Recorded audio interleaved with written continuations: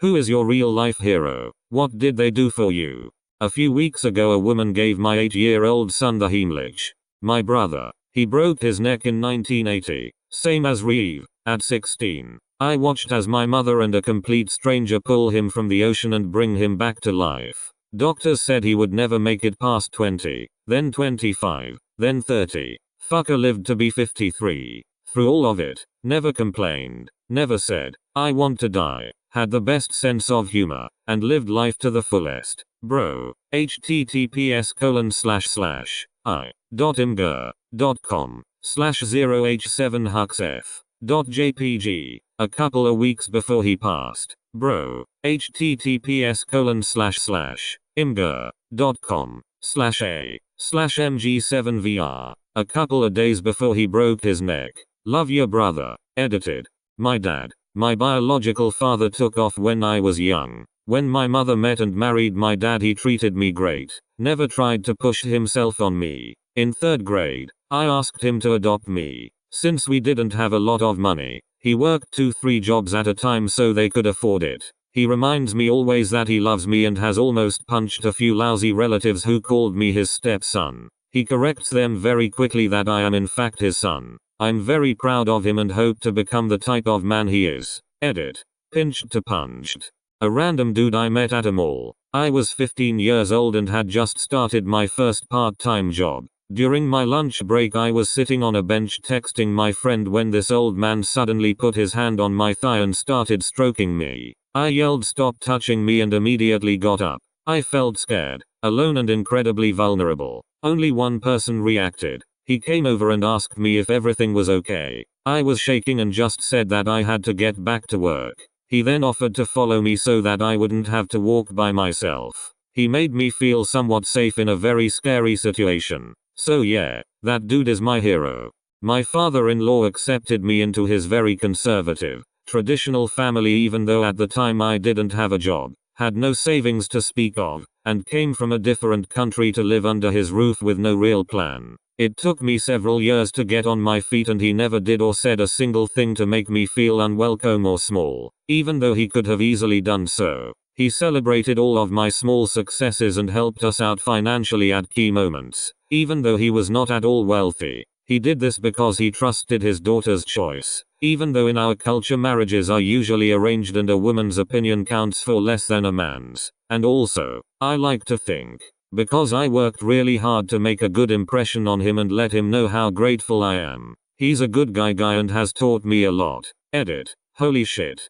Thanks for the gold. Kind stranger. My grandfather. He taught me strength, kindness and humility. I wouldn't be half the person I am today without him. He passed away 2 weeks ago and something just feels missing in the universe. My stepdad. When I was a child, I had an asthma attack and went to hospital. I was kept in overnight, but I was too scared to sleep. He climbed into the bed with me and held me until I fell asleep. He always made me feel safe. He came into my life when I was a 1-year-old and couldn't have loved me, my brother, or my mother, more. He was the kind of man who would do anything for anyone, and came to my rescue more times than I can count. He's who I want to be when I'm older. He died from cancer 2 days ago. The world without him seems impossible, but because of him, I'm not scared. No, I'm not scared of anything anymore. See you in the next one. Pop. Love you. My 1st grade teacher. My kindergarten teacher did fuck all to teach us anything and would mislead my parents about my progress in class. So I went into 1st grade barely able to read, write, and despite being well behaved at home, I was kind of a shithead at school. My shithead attitude went away real quick when I got to 1st grade. After many stern talks,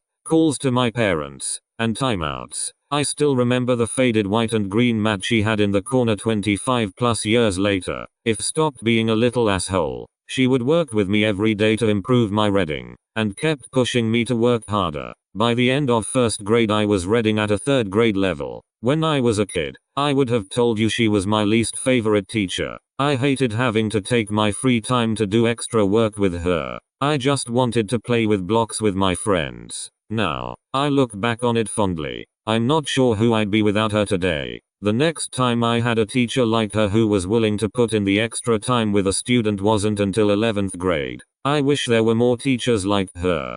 Mr. Rogers. My parents were both diagnosed with cancer, brain cancer, breast cancer, within 30 days of each other when I was a kid. We didn't have family in the area to look after my sister and I. My parents were too sick to take care of me, and they both had to take medications for years on and off with devastating depression side effects. So anyway, I would just sit down in front of the TV and watch Mr. Rogers. I love my parents, but the truth is he was the only adult in my life who was always there for me. Always. Edit.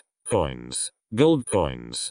My dad. He's a funny asshole with a huge heart and a genius mind. He's exactly who I want to be and shows me that it's not all about success, it's about people and love, but he'd never say that and I love that. My grandpa, mom's dad, a former police officer who gave me all the father and son happy memories my father refused to give because he was never home. Later we discovered my father had a second family, abandoned us and never returned. With my grandpa I learned how to shave, ride a bicycle, drive a car, basic car and home maintenance, drive a tractor, defend myself in a fight, firearm handling and safety, fishing, camping, woodworking, first aid, basic electronics, etc. I had my first beer with him, and he was the first person who met my first girlfriend when I was 15. On his last week with us, he called his lawyer to do the paperwork and gave me his car, a 1974 cherry red VW Beetle. I still have it. A young woman who came to my rescue one night. My coked up ex had just thrown me out of my home and I had everything I could manage to grab on me. I had no money because coked head ex managed to financially cripple me. I was sitting at the train station crying my eyes out and coke ex turned up and started screaming at me. She was working. She had to wait until the sleeper went through the station. She made sure my ex knew she was there. He didn't like to show his real self in front of others, so he went away. She lent me money to stay in a hostel for the night and gave me some food and a couple of cans of coke. She was only about 20 and didn't have to get involved. I hope nothing but good happens in her life.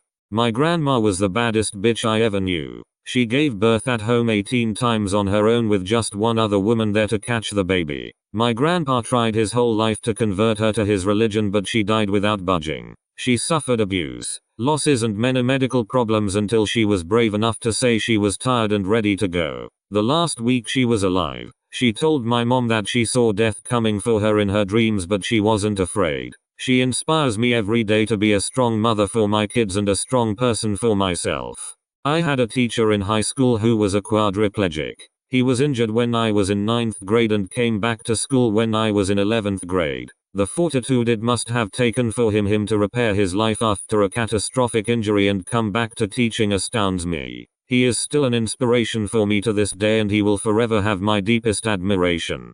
Well, this question is way harder to answer than I thought it'd be. That's fucking depressing. My dad. In one summer he had 2 pregnant teens. Me one of them. My brother had brain surgery from being hit in the head with a golf club, and he had his first heart attack. Never once did I feel stressed because he just kept it together so well. IDK now looking back on it how he did it.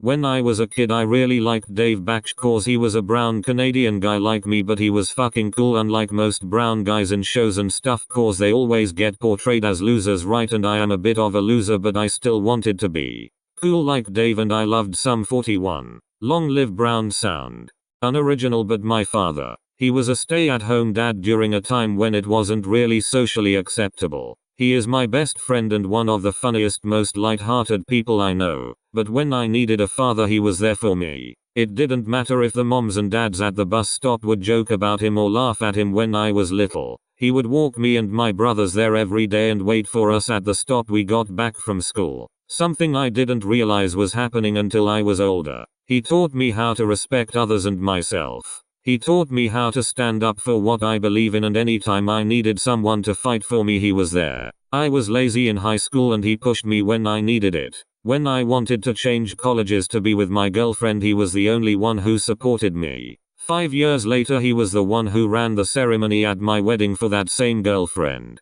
End of this month he's flying in to drive one of our cars across country when my wife and I moved to start a new job. He's who I strive to be and I love him more than I could ever express myself. I used to be a homeless, carless, unemployed high school graduate. Now I'm a homeowner, albeit with a mortgage. Own my vehicle outright. Work full time in my field. And I have an Rs, a BS, and an Ms.